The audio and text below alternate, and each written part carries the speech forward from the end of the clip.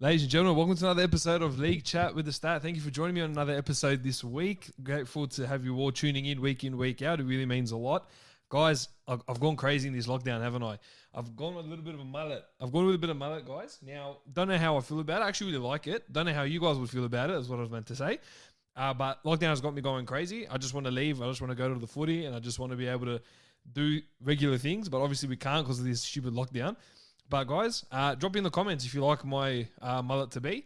Let me know, and then we'll be able to discuss and probably debate with you as to why I think it suits me, and probably you guys will be saying why it doesn't. But look, good to be back for another week.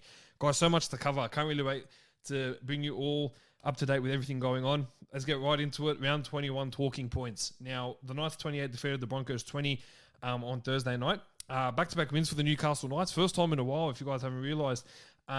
They're starting to build a bit of momentum heading towards the finals. And look, guys, I've got to be honest. When you look at this Newcastle draw, it's looking pretty favourable. If they don't make the finals based off this draw that they have, then I don't know with this side anymore.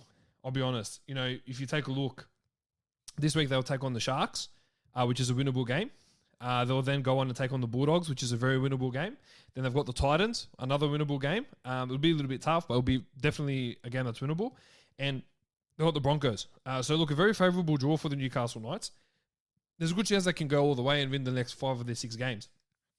But I thought they performed pretty well, and they did enough, especially that last 15 minutes. I thought they had held off until Broncos went and scored 14 unanswered points in the second half, especially in that last 15 minutes.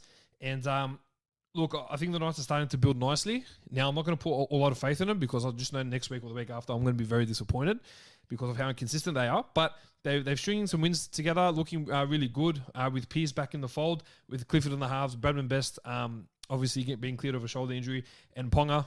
They're starting to have their full squad playing together. So it's been good to see for them. The Broncos, look, I can't... Look, their defense was outstanding in the first maybe 10 minutes. They didn't have the ball for the first 10 minutes of the game. And I thought they defended really, really well. They showed a lot of resilience in defense. And look, it just... unfortunately, they don't have that attacking flair that would have lifted majority of other sides if they had to be under the pump defending for the first 10 minutes. You know, they showed some bit of brilliance here and there. I thought Herbie Farnworth was outstanding. I thought he was the best player on the park for the Broncos, alongside Payne Haas as always. They just missed that attacking flair at the moment. And because they're missing that attacking flair, it's causing a lot of headaches for the Broncos. It's been their problem all year. I think everything started to come together when Albert Kelly came on with 20 to go and they scored 14 points. You know, Brodie Croft has these games where there will be games where every set he'll take a run, and then there'll be games where he doesn't run at all or he'll do nothing. He'll just pass it off. He's lacking a lot of confidence. And in this game, he made 0 runs, obviously constituting to 0 meters. But when Albert Kelly came on the field in the last 15, 20 minutes, they started to look like a different side altogether. So it's about Kevin Walters just trying to find who is the right person for that spot. And Brodie Croft, unfortunately, isn't. And I thought, look, as I said, the Knights did well. The Broncos in that first 10 minutes of defense was fantastic. But without that attacking flair, they just they couldn't get the job done, which was disappointing to see. And it gives the Knights another victory heading towards the finals. The Raiders 20 defeated the Dragons 12. And look, very scrappy game, this one. Very up and down. I thought... the Raiders needed to have their players stand up when it really mattered the most, and it had to be from their key men. You know, Rapana's been playing brilliantly since moved to fullback. Jack Whiten played a better game. Sam Williams was a lot better. Tom Starling, Josh Hodgson, a lot better. And they just needed to step up in the right moments to get that victory. The Dragons started well. They started relatively well. They started okay. Got out to an 8-0 or 6-0 lead, or an 8-0 lead, and then they just dropped off. Campbell got a tiny bit of a roll on, and then it was just a scrap fest between the two sides. And Ramsey going off in the first minute with cracking his 2 or 3 teeth didn't help either. So that was a big cause for concern there. But they really missed Ben Hunt and the way he just organises that team and runs them around the park. They really missed that. You know, Corey Norman set up that first try, then didn't do much else after. And Adam Clune just filled in as best as he could. But it's not the same without Ben Hunt there. Now, obviously, it's looking like the Dragons won't be playing finals football. I just don't see how, with their draw, I don't see how it really favours them at the moment. Taking a look here, they've got the Panthers coming up this week on Friday night. Followed by that, they'll be taking on the Roosters, so another tough opponent, regardless of how many players they've got missing. They've got the Cowboys, which is a game that they really should win, considering how they're going. And then they finish off with the Rabbitohs. So, look, I really don't see the Dragons making the 8 based off their form as of recent and just based off how they've been performing, especially in that game against the Raiders. Now that they have this full squad together, except Ben Hunt, there really should be no more excuses. You know, their big name players should really be stepping up and pushing for this club to make the finals, especially with all the dramas that they've had this year. The Rabbitohs 40 defeated the Eagles 12. And, guys, a very good performance from the Bunnies. But not just in attack, that was obviously very impressive, but in defense. You know, I've always talked about how Rabbitohs get off to slow starts, and I've always talked about how their defense is always letting them down. But I thought the Rabbitohs were fantastic. I thought they led, and they were 32-0 up after with like 30 to go. They could have put more points on, but they're getting better with time. You know, and you can see the improvements. They've won about 8 or 9 straight now. Almost 10 straight, and they're really putting in some solid performances. But this game, especially against the Eagles, where they really needed to defend well, they did. To only concede 12 points in the last 15 or so minutes would have been disappointing, but better than the other weeks where they've conceded 22 and 26 and so on. Big congratulations to Adam Reynolds for surpassing Eric Sims' record to be the greatest Rabbitoh point scorer of all time. I thought that was absolutely exceptional work from Adam Reynolds. I just don't understand that they want this guy to leave at the end of the season. I still cannot wrap my head around this. He has been phenomenal at leading this side. When he plays, the other players around him look so much better. And I'm really concerned for Cody Walker when Adam Reynolds leaves. Really concerned. And the reason I'm so concerned is because Cody Walker is a phenomenal player when he's got someone as good as Adam Reynolds beside him. Who is going to have next year beside him is going to be very interesting. Whether it's Benji Marshall going for another year, whether it be Anthony Milford, whether it be one of these kids coming through the ranks, it's going to be tough. But to have the general leader and Adam Reynolds leaving at the end of the season is disappointing. But congratulations to him for surpassing Eric Sims, and he's the greatest Rabbitoh point scorer of all time. So it's wonderful to see from Adam Reynolds, and a phenomenal achievement for him. And it's a bittersweet moment for him, knowing that he's not going to be at the club for the rest of his career. On to the Eels. They were rubbish. No other way to put it. This is the time of year where they really need to step up, and they just can't do it. That every time it comes to this point in the year, and throughout the whole year, I say it. Yeah, the Para fans, contenders in the regular season, and pretenders in the finals. We haven't even hit the finals yet, and they're acting like pretenders. And this is always the time of year where they start to dip. And I've called it, and I've said it all year. A lot of Para fans were happy and getting in my face because they were winning and Bulldogs were losing.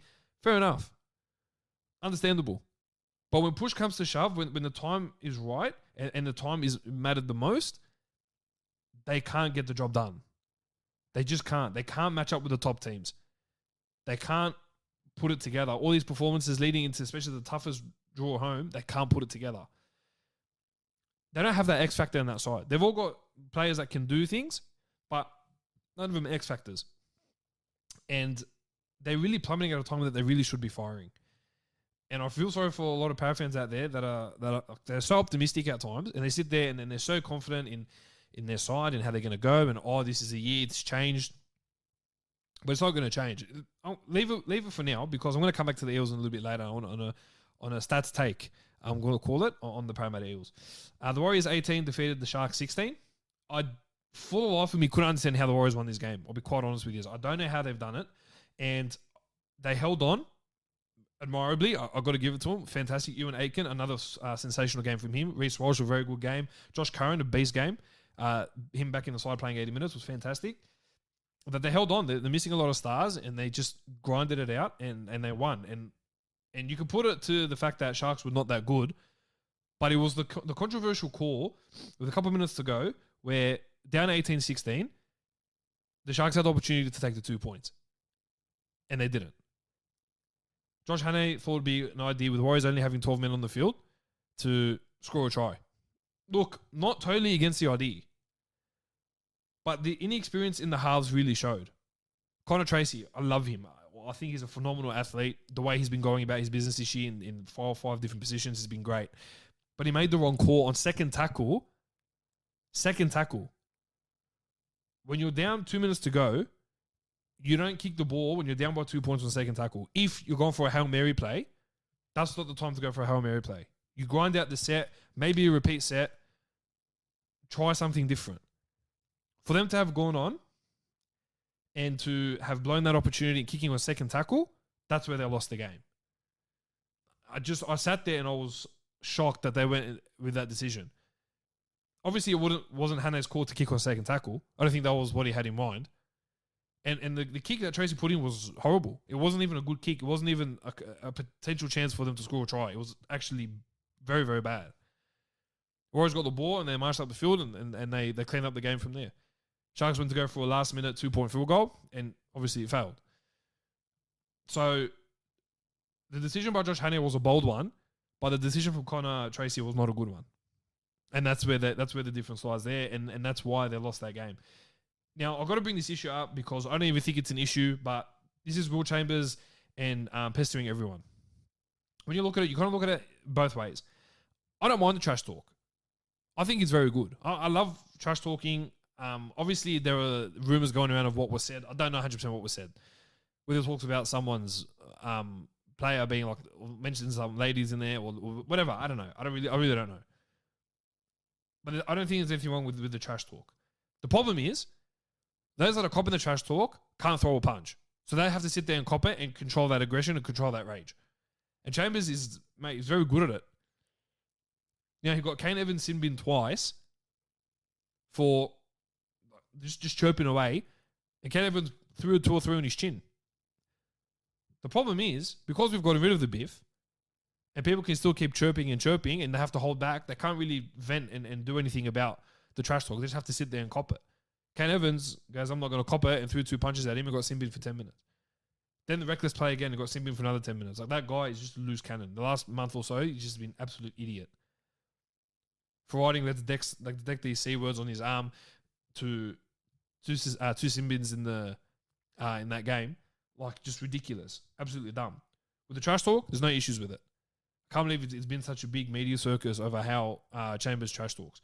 He let in the try that Ewan Aitken scored, which really he should not have let in. He's much more experienced and a lot better than that for him to have gone on and let that try in. That's where the issue is. It's not with him trash talking. Believe me, it's not with him trash talking, and there's nothing wrong with it. And I think I'm just going to rest it there. There's nothing wrong with it. If players retaliate and throw a punch, understandable, because they're copying a lot of crap. But that's the NRL's fault for blocking out the punch, because these players and they can act like smart alecks and just keep chirping away. So, look, that's my take on that. And but as I said, back onto the game, the Warriors did really well to hold on and just grind out that game and put it to the Sharks, who are now on the cusp of potentially missing on the finals. The Panthers 20 defeated the Roosters 14. Good win from the Panthers. I thought Matt Burton was absolutely outstanding. He really stepped up when he mattered the most. And he's just shown the Bulldogs and Bulldogs fans exactly what he's going to bring for next year. I can't wait. Just watching him play and the things he's done, I can't wait. He's going to be such a handy acquisition for us. It was a very dominant performance. They put it to a Rooster side who, honestly, for the first time in a while, were not good at all. They blew a lot of opportunities. Actually, this is the game that Roosters would have won. But they had so many opportunities on the opposition line. So many opportunities, and they just couldn't get it together. But just too many errors. And JWH's sin binning, that really didn't help the case either. And look, the Roosters, they know they weren't good enough on that night. They know there was no excuse, but they'll rebound and they'll be better for it. But yeah, there was just too many ball handling errors, too many issues, not enough communication between all the players in the spine, which caused that loss. So a good win for the Panthers and not the best win for the Roosters. The game of the year already, Storm 28 defeated the Seagulls 18, and Melbourne make it 17 straight, tying with the Bulldogs record in 2002 for 17 wins in a row, chasing that record set by the Roosters of 19 straight wins. But I thought Storm were fantastic. But I'll take nothing. I think they were very good. But just on the Seagulls for a moment, I thought they were really, really good. I really do. I can't sit here and fault the Seagulls. I thought they tried their best. I thought Storm's game plan of targeting Trbojevic worked a lot of the time. And I thought there was even though Trbojevic was pretty influential in that side, I just thought Storm handled him really, really well. And you can see that they're the best team in the comp for a reason. It's amazing just how well they're going. But the Seagulls really put it to him. Craig Bellamy would have been blowing up Deluxe going in at 8 or half time, as opposed to being 8-0. They brought Nico Hines through to Jason Starr for him to run the whole 80, 90-odd metres and score, and then that penalty with 30 seconds to go before half time really would have angered Bellamy. But Storm just find a way, when their backs are against the wall, they just know how to turn it up. Jerome Hughes being so pivotal to that side, Munster playing a brilliant game, the forwards just laying the platform for the backs to go and do their thing. And they just know how to turn the game around. When the momentum is shifted against them. They just know how to get it done and turn it around. It's unbelievable to watch. And I just want to say I'm very privileged to be able to watch a Storm side do this week in, week out. It's something else. Tigers 28 defeated the Bulldogs 16. Possibly one of the worst games I've ever seen this year. My goodness. And not just from a Bulldogs perspective, but from a Tigers perspective as well. Speaking to a few Tigers fans, they are not happy with that performance. Tigers fans will be happy that they finally got a win. But this game was so bad. So many levels. Errors galore, missed tackles at a ridiculously high rate. I just don't think it was good enough for me, the team, and I thought it was actually one of the most boring games I've watched this year. And I've watched my team lose 66-0. The Bulldogs, again, just not good enough. It's just been the same case all year. It disappoints me that in a game like this where it's actually such a winnable game that they just can't get it done. And it's really disappointing to see. We just know that we're going to cop the spoon and we just have to see what happens next year. Last game, Titans 36 defeated the Cowboys 14, and I thought it was a dominant performance from the Titans. I really did. I thought that they were very consistent throughout that whole game. The Cowboys fought back towards the end, but Cowboys have just been absolutely garbage for the last 8-9 weeks. They don't know how to use Jason Taumalo, and I seriously cannot sit here and understand how they don't know how to use him. The guy is an out-and-out lock. Putting him on the edge for 40 minutes or for 50 minutes or for 55 minutes is not how it goes. Todd Payton is not going to be around for the whole time in Taumalo's career. I'm sorry. I don't think he will be. So with the best player that you have, you need to use him as best as you can now.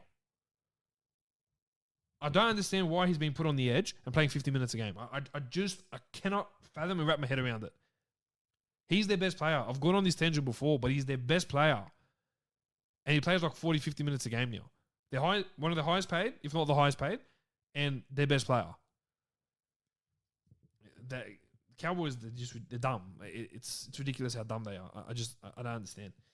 Moving on to Stack's take, and I'm going to talk today about the Parramatta Eels. And I just need to get this off my chest, and with everything in my heart as a normal fan, I love this time of year when Para fail. I really do.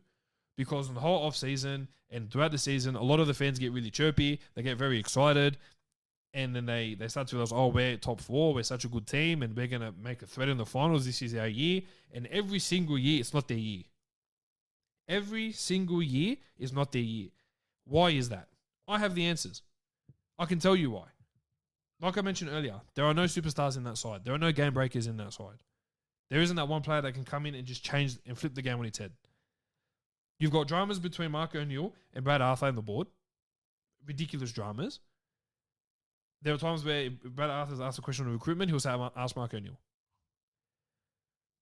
It's a joke. And I feel sorry for Para fans that come in so optimistic every year. They come in so optimistic and they're driven and they're jaded and, we're going to win the comp this year. Then it comes to the finals time and they dip. We haven't even reached the finals. I'm talking about the Parramatta Eels. They've had a decent year. I'm not taking anything away from their year because when they want to perform against the lower tier teams, they can smash them and they can do well. That's no problem. But the men that they pay the big bucks for aren't that good. Clint Gutherson is not that good. He's slow. He's one of the slowest fullbacks in the game. He's got no vision. No extra ability for him in the kicking game. People are like, he racks up 300 meters. Yeah, but for what? They're all useless meters.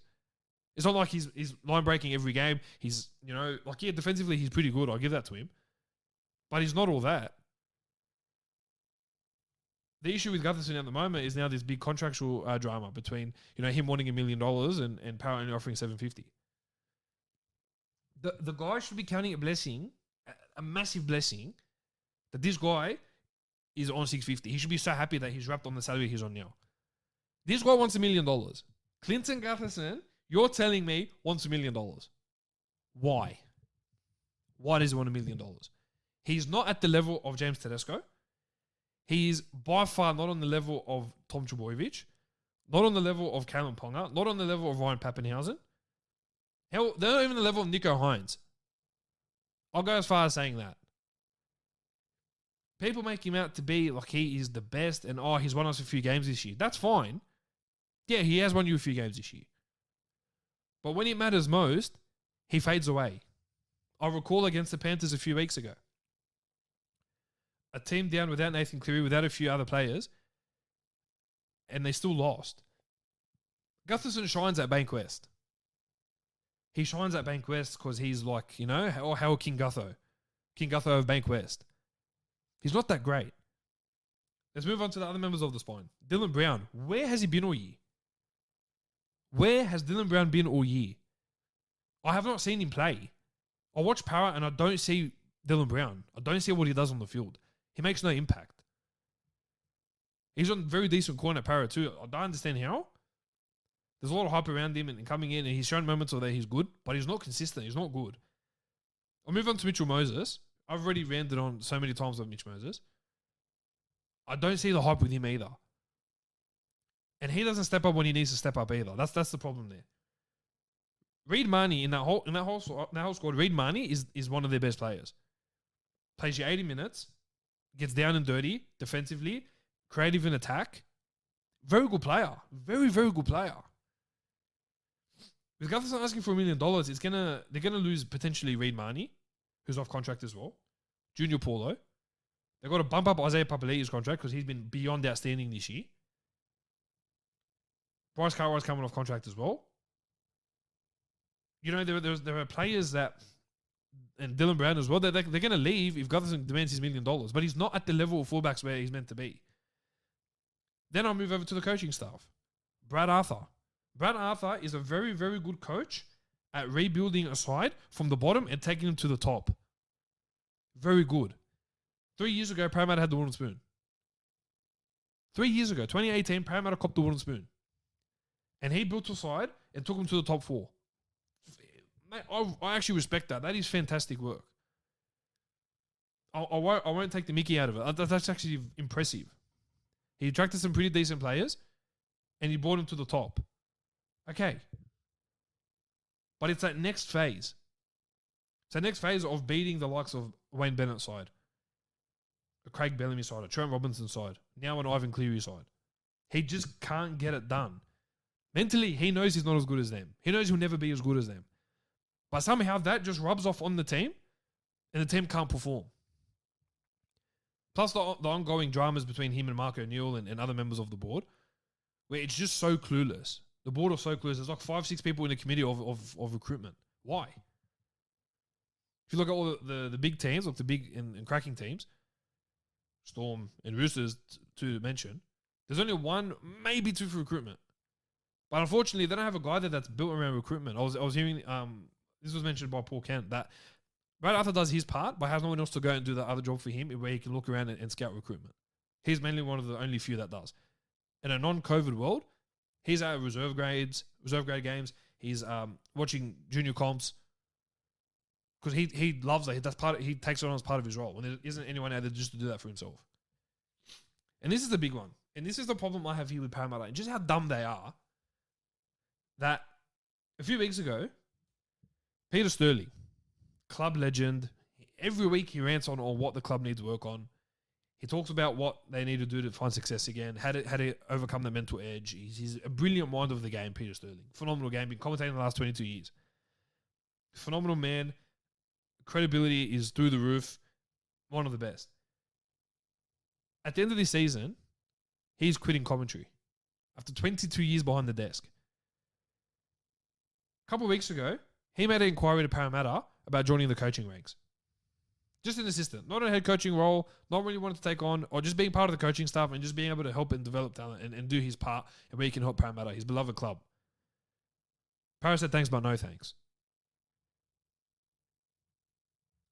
Do you see the problem? Do you see that problem? All within a couple of weeks.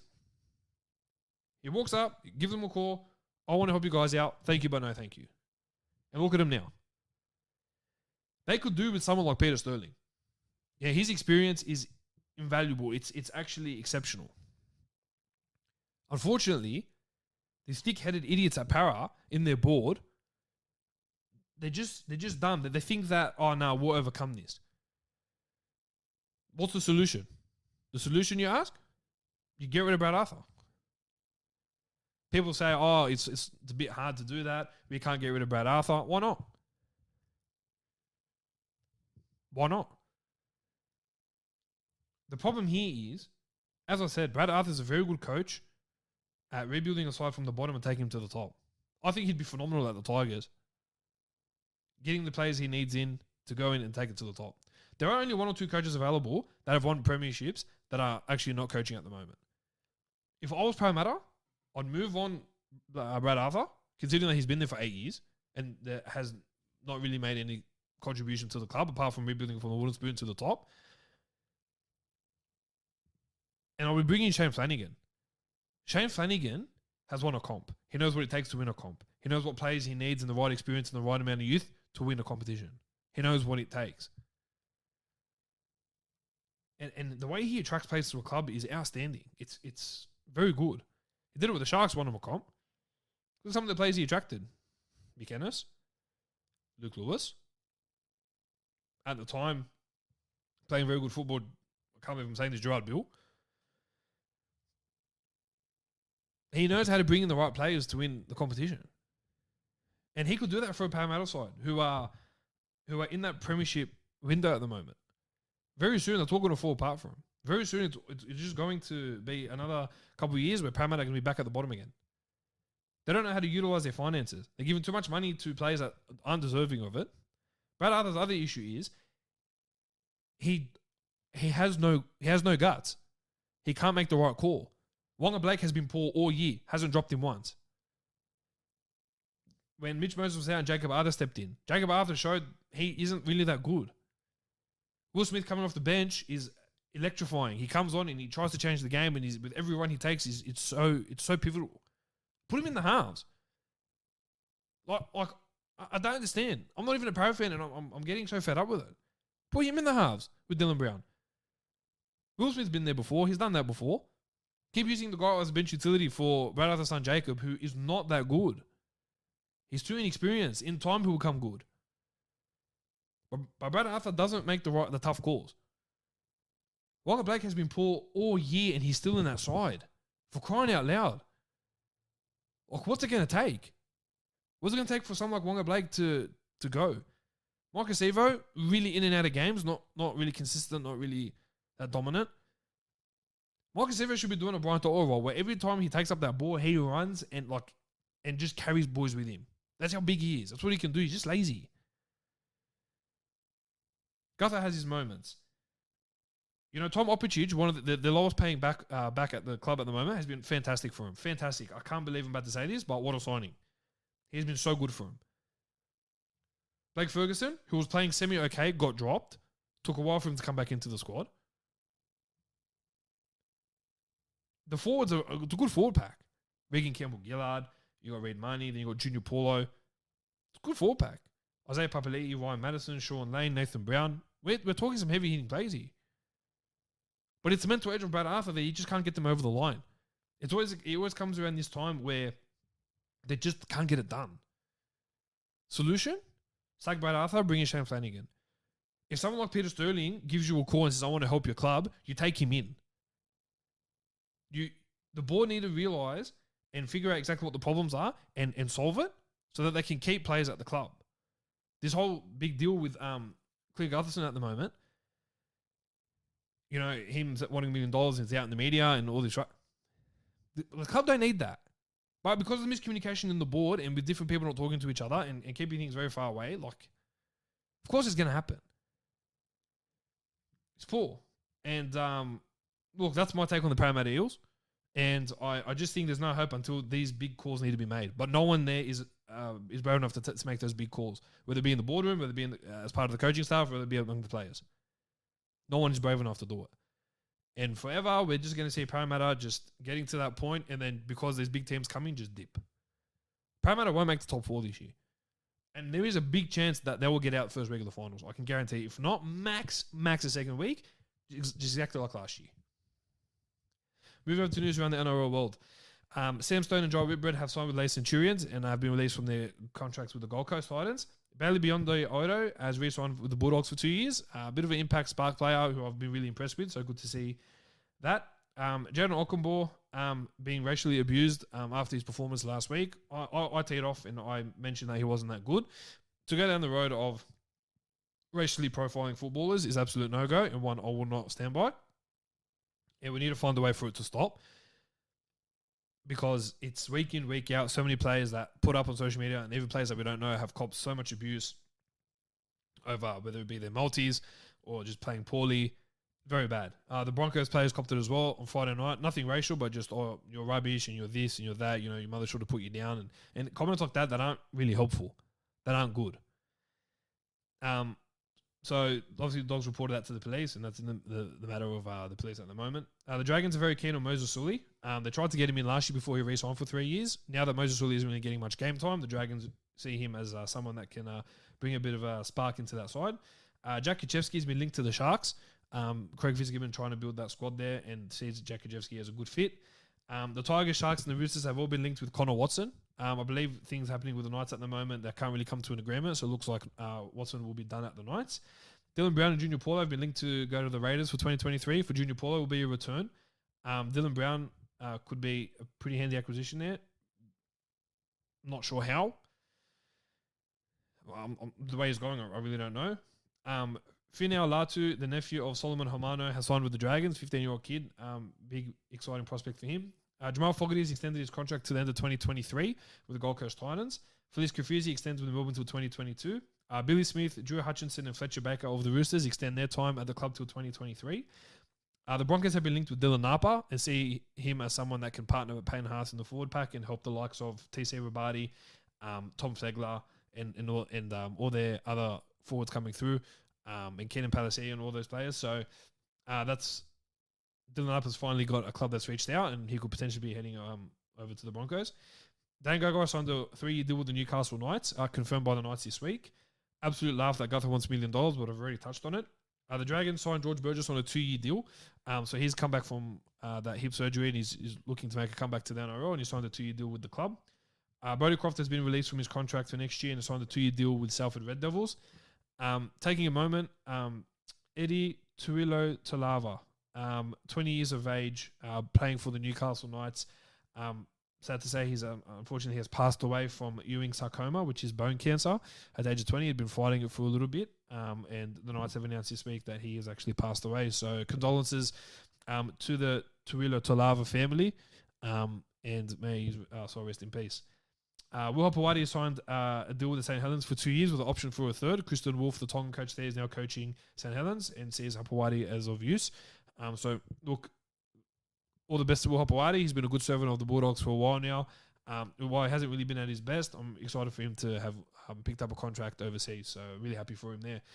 Brad Schneider and Elijah Anderson of the Raiders have re-signed Schneider for 2 years and Elijah Anderson for 1 year on a development contract.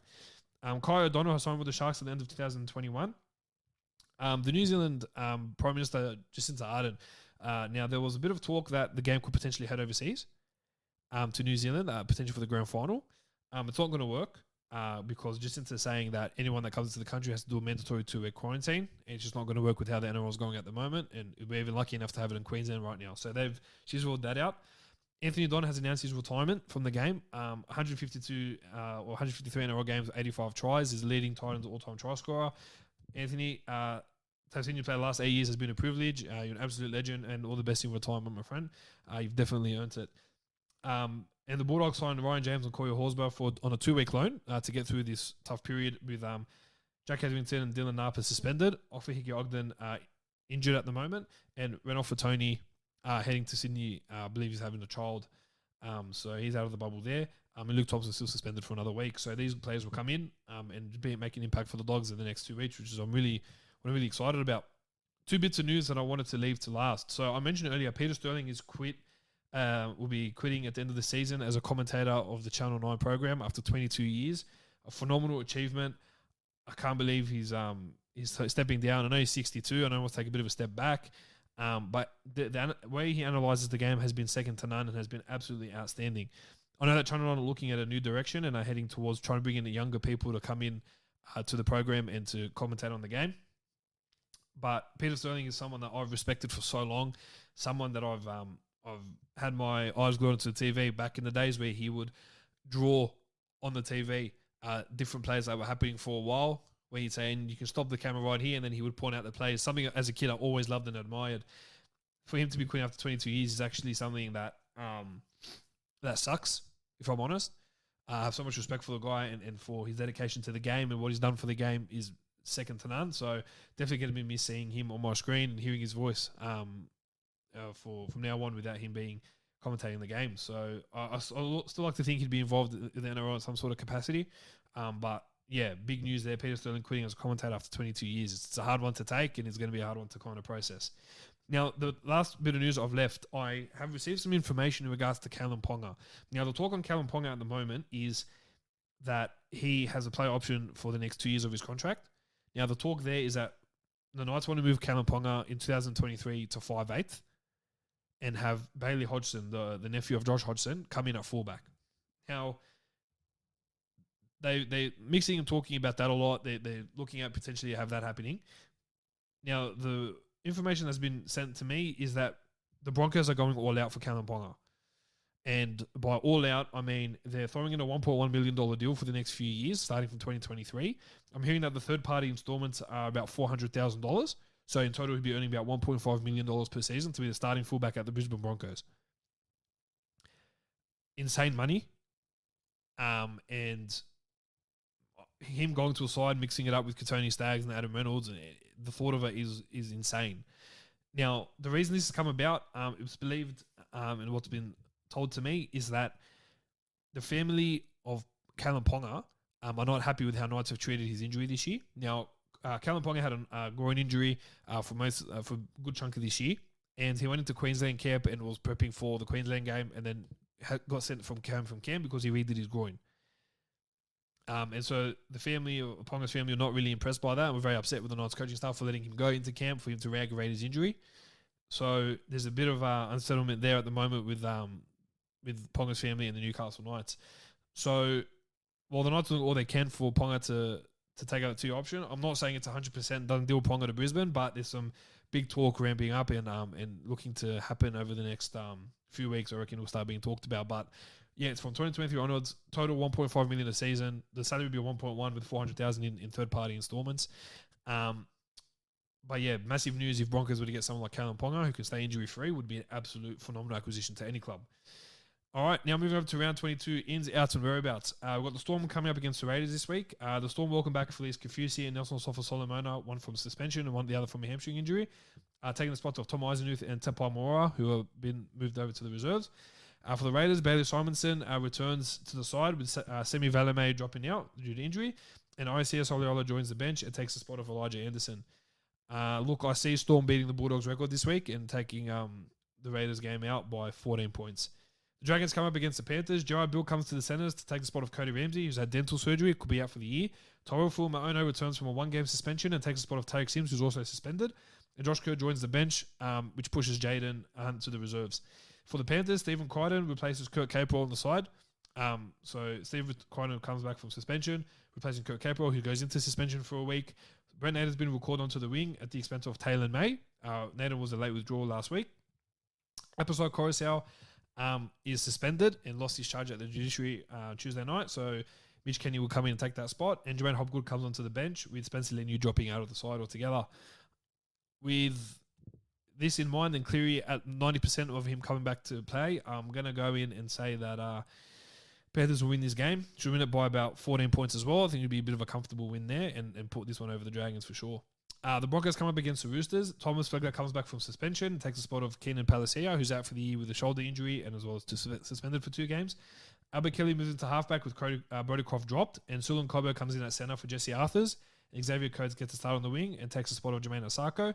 And TC Rabadi be coming onto the bench. So a few changes there for the Broncos.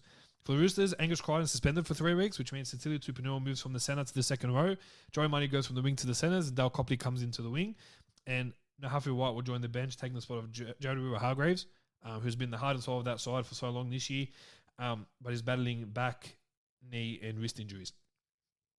In this game, I'm going to go the Roosters to bounce back. They should do that by about 12 points this game. Roosters by 12. Rabbitohs come up against the Titans, which should actually be a very decent clash considering how the Titans have been going. The Rabbitohs will be 1-17. For the Titans, Tyrone Peachey replaces Aaron Clark on the bench. I'm still going to go Rabbitohs by 18 points. I think they'll get him out comfortably, but not really taking much from the Titans at all. They've been playing some good football. This is a real challenge for them to see whether they're ready for that next level and taking on someone like the Rabbitohs. The Cowboys come up against the Tigers. Cowboys, handful of changes here. So Ben Condon moves up from the bench to replace Jason Taumalolo, who's out with a hand injury. Ben Hampton ships out to the wing to replace Murray Taulagi, who's out with concussion. and Jack Granville coming into the centres. And Jeremiah Nanai and Griffin Nemi are the 2 new faces on the interchange bench. Dejan Arce will partner Jake Granville in the centres, with Corneli Lumelu dropped to the reserves. And Francis Waller will start at prop, with Tom Gilbert dropping back to the bench. So a lot of changes there for the Cowboys. And the Tigers will remain 1-17. I'm going to go the Tigers this game and go the Tigers by about 10 points. Seagulls come up against the Eels, which should be the game of the round in my books. Josh Aloiai will get a start at prop, with Kurt DeLuey and Curtis Sirenen coming onto the bench, replacing Taniela Paseko, who's out with an ankle injury, and Toa Fofoa Sipley, who's suspended for the week. For the Eels, Joe Lussick will take the spot of Reid Manu, who's out for the season with a shoulder injury. Oregon Kafusi is out with concussion, is replaced by Isaiah Papali'i. So Sean Lane will move to the second row, and Makahesi Makatawa will make his debut off the bench, 28-year-old. A player that I've been seeing in New South Wales Cup for a while. He's an absolute monster. So I'm very excited for him to make his debut. Remember the name, Makahesi Makatawa. And Michael Alford will make his club debut for the power side and take the spot of Hayes Dunster on the wing. I see the Eagles winning this game and bouncing back from the game last week against Melbourne. And I see them beating the Eagles. I'm going to go by 20 points here. The Warriors come up against the Bulldogs. Jackson Frey and Jermaine Tanu-Brown will take the spots of Kane Evans and Matt Lodge, who were both suspended. Edward Kosi will replace DWZ, who lost at the judiciary on Tuesday night. Will be suspended for a week, while Adam Pompey comes back into the side to replace Viliami Velia. For the Bulldogs, Afasi, Manu Fungai, and Ryan James will take the spots of Dylan Napa and Jack Hetherington at prop due to suspension. Matt Duru will replace Corey Waddell on the side, and Corey Horsby will move to the bench. Warriors are missing a few players. We're due for a win. For my goodness, please. I just want to win. Let's be serious. And I'm going to go the Bulldogs by 4 points against the Warriors this week. In the last game of the round, for round 22, Sharks come up against the Newcastle Knights. Will Chambers is dropped for this game, so CSC for Talakai takes his spot in the centres. Jack Williams shifts from lock to the back row. Toby Rudolph drops from prop to lock. And Braden Hamdonueli steps up from the bench to the starting prop, and Bill Magulius comes onto the interchange bench. And for the Knights, Jaden Burley returns after being rested last week for concussion. He takes the spot of Chris Randall, who drops out of the squad altogether. Lachlan Fitzgibbon's out with a shoulder injury, so Mitch Barnett will switch to an edge. Connor Watson starts at lock, could swap with Suaso Su right before game day, so an hour before kickoff, so just make a note of that. And Nathaniel Sasagi comes onto the bench to fill the hole left by Connor Watson on that bench. In this game, I think the Knights have got a bit of a roll on, and I think the Knights will come in and win this game by about 8 points. Guys, thanks for joining me in another episode of League Chat with the Stat. Guys, remember to let me know what you guys think of the beautiful and exceptional mullet there. Let me know your take on the Parramatta Eels situation. If you guys have any comments on the Parramatta Eels and what's going on, drop a comment, let me know. Let's talk about it, whether it be on Facebook, Instagram, or YouTube. Subscribe to our YouTube channel, guys. Let's beef up those subscriptions. Let's get some likes on our Facebook page and let's beef up our Instagram followers as well. Remember that we still have hats available there for $25 per hat. Now, obviously, during times of COVID, I'd like to obviously come and personally drop it off, but I know I'll get busted. So let me know a way we can get it delivered to you as well. But guys, appreciate your time. Thank you for joining me on another great week. We'll see you guys next week. Enjoy the footy and up the mighty dogs. Have a good one, guys. Take it easy.